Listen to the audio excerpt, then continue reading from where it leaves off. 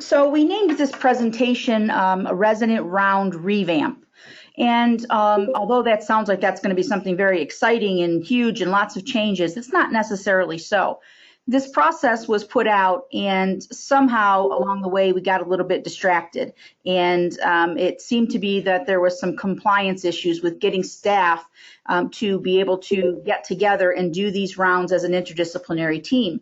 And so then at some point in time, rehab sort of branched off into doing their own rounds that wasn't inclusive of nursing. And so we're trying to get that all corralled back in so that it is an interdisciplinary process that we're doing, that it's consistent. You know, there are lots of things that we're putting in our policies, and it'll say, you know, to ensure compliance, we're trying to pick the same day, pick the same time. We have to get away from the fact that we think we should be celebrating compliance. Compliance should be an expectation, a minimum expectation. We should be celebrating the outcomes that come from the compliance. All right, so I'm not real happy about, you know, just saying, oh yeah, well, we're compliant with it and we're doing it. So great, but maybe you're not doing the right things. You're not getting the outcomes from it. So let's not be worrying about celebrating compliance. Let's just have that as an expectation and then move forward with what we want this to be. So one of the issues is that everybody's calling this something different. Somebody's calling it walking rounds, somebody's calling it team rounds, somebody's calling it resident rounds, somebody's calling it rehab rounds. And every little one of those things has a little bit of twist on how this happens, when it happens, who participates, and what we're expecting to come from out of that. So we want to start with a similar language. So this is resident rounds. This is what, whenever we ask you, are you completing resident rounds? Who's going to those? Can you send us some information from your resident rounds? This is the meeting. This is the process that we're talking about. All right. And so we're looking to enhance the resident lives through a comprehensive team approach. And this was not changed. This is the way this was in the original policy that we had.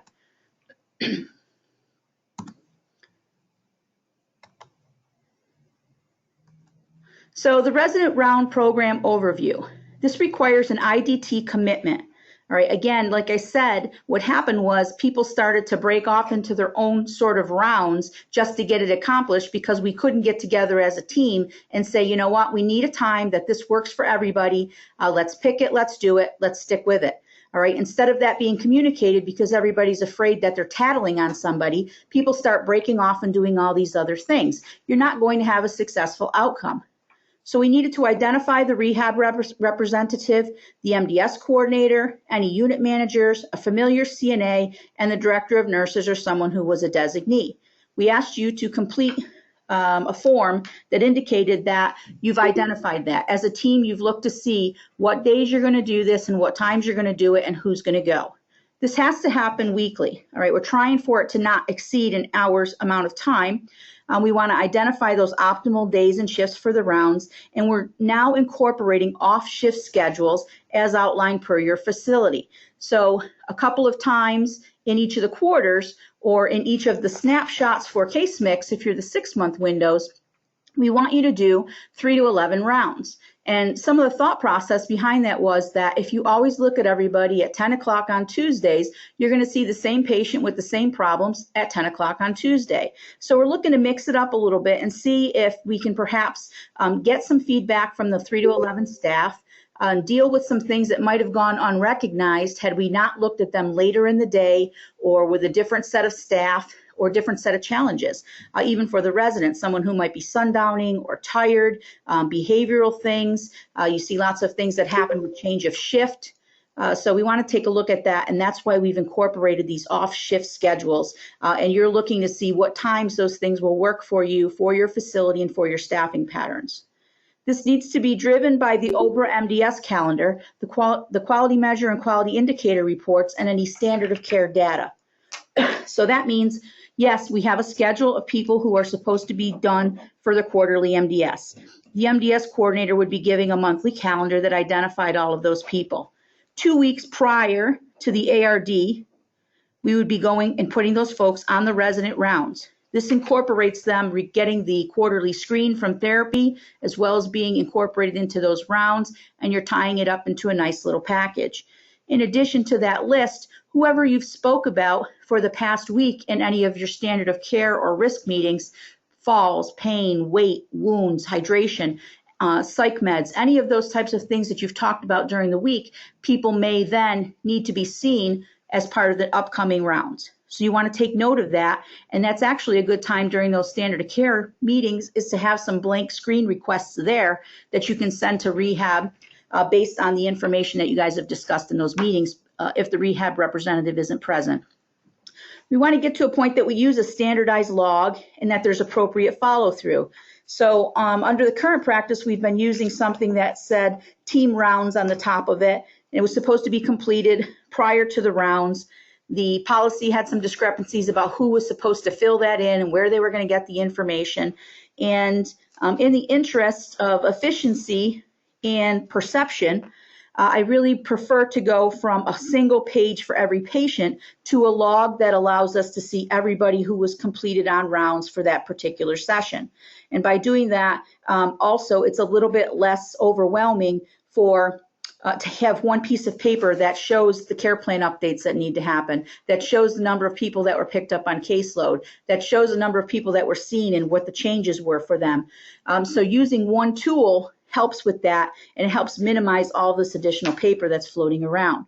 And then we want to identify the residents at risk for change in function, safety, or comfort, and implement the services to enhance their quality of life. So this is the policy for it. Residence rounds initiated through the coordination between nursing and rehab, so neither of you should be doing it by yourself, in conjunction with the OBRA MDS schedule. So that schedule comes from the MDS coordinator. These rounds will be utilized to screen residents for functional decline or restorative potential, so not only decline, but the ability to improve. Each facility should establish the day and shifts when the IDT can review the residents together. The nursing team should include the unit manager and a familiar CNA, MDS coordinator, and director of nurses or designee. The rehab department will include representation from OT, PT, and/or speech as available, or through one representative as a director or someone that can go through and deal with all of that.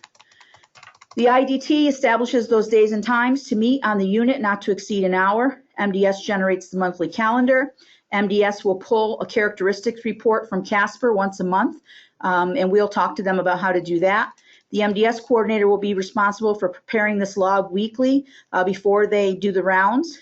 Nursing staff should be printing the Cardex from PCC for the designated residents prior to rounds, so either the morning of or the day before. In order for that to happen, you need to be aware of who those are going to be. So again, MDS needs to make sure they're sharing the calendar, the rounds log with everyone so that everybody knows and they're all prepared for this meeting to happen.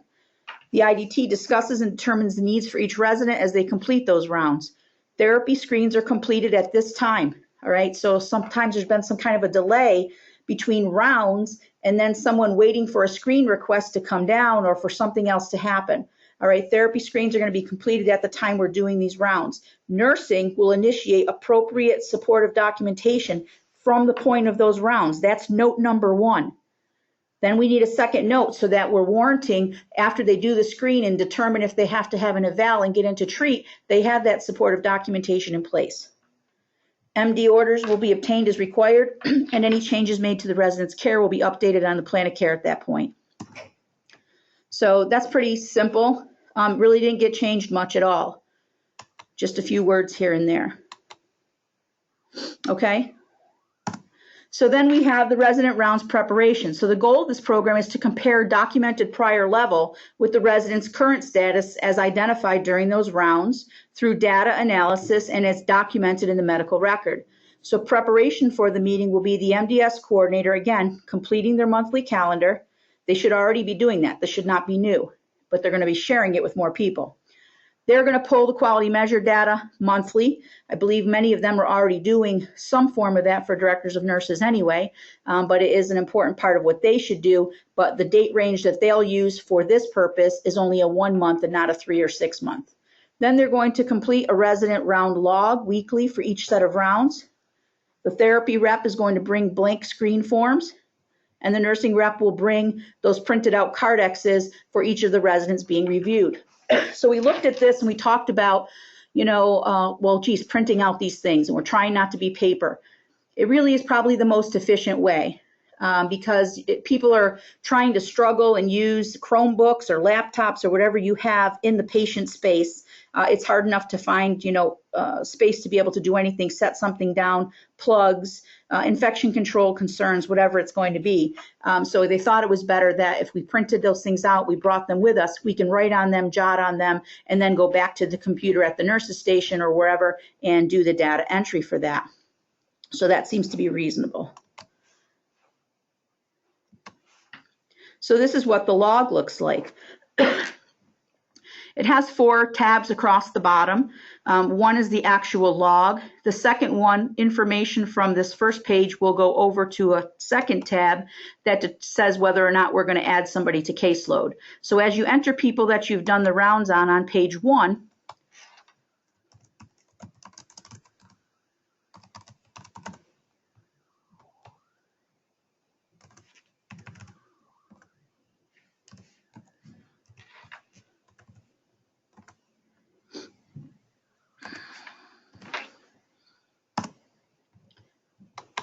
you will see that he enters over there on the second page. So then after you've completed rounds, you just go to this second page to say, are we going to add this person to a new restorative program? Yes or no? Are we going to add this person to caseload? Yes or no?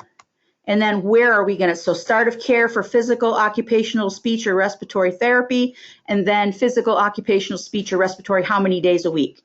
So the start of care, you might not be able to put that date down at the time of rounds because you're going to do a screen, or you're going to do your eval, you're going to have to get your orders, but you certainly can figure that out after you have this information. But the important part is, are we going to add them to caseload, and the reason why, okay? And then, do we have to make any changes to the ARD that was set? So now this person, we just had down that they had an ARD of, he didn't have an upcoming one, so it wasn't applicable because he just had one completed. But you can see here for this Bosch pair, his upcoming ARD was 6-1. We have to determine, do we need to change that 6-1 to capture these services now? There's a sample Cardex here. So this is what it should look like when you print it out for each of the patients. And then you can take a look at those types of things and see what you're seeing.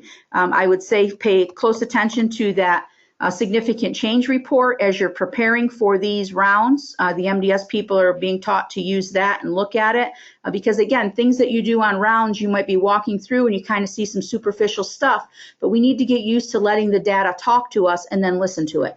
And so the significant change report will show some declines in some of these areas that you might not pick up on just by walking through and even talking to certain staff members. So that's going to show you what's happened over the last month for the patient for the ADL coding that you may only be looking at current.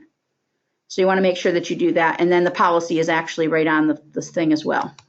So for the log, they're entering all of the residents that they're going to talk about based on their care plan and MDS schedule, and then adding any additional. Room number, just so we know what wing, and if you wanted to sort this, you'd be able to do that and group them all together for the same unit. Their prior ARD, and that's the information that we're going to be saying, all right, this is what the prior level was. We're going to be basing it off that prior ARD. The upcoming ARD, we should have one set because these people's names shouldn't even be on the list unless you added them for something that you had in a risk meeting. This list primarily gets generated from the OBRA calendar. So you should have an upcoming ARD in this column.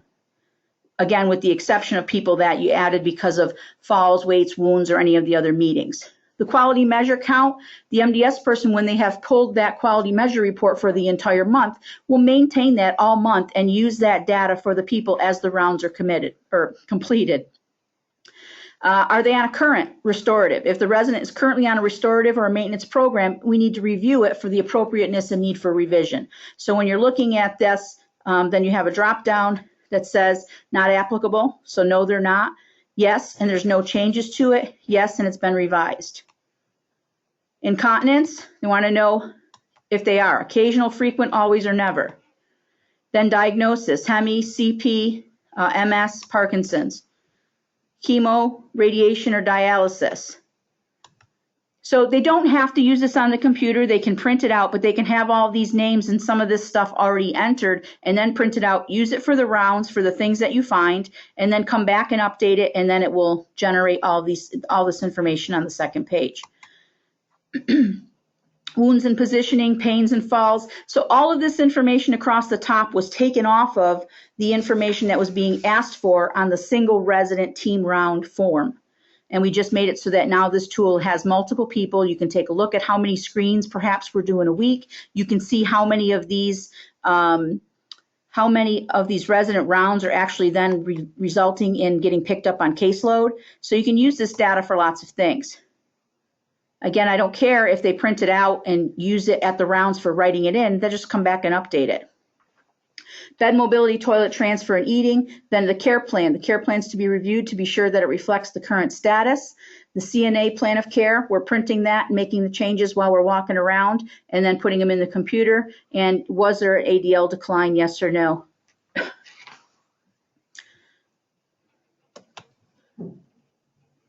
So that's the log. When we're doing the actual rounds, what are we looking at? We're looking at splints and range of motion. We're looking at people with ambulation, transfers, and their mobility. We're looking at how they might be sitting in a wheelchair in their bed and how they're moving around with that wheelchair in and out of the room. Looking at continence. Perhaps you'll catch some people at toileting.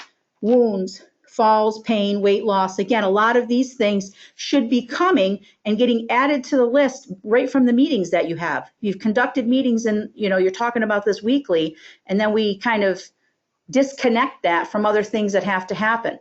But put together a request ahead of time, make those people as part of your rounds, and tie it all together.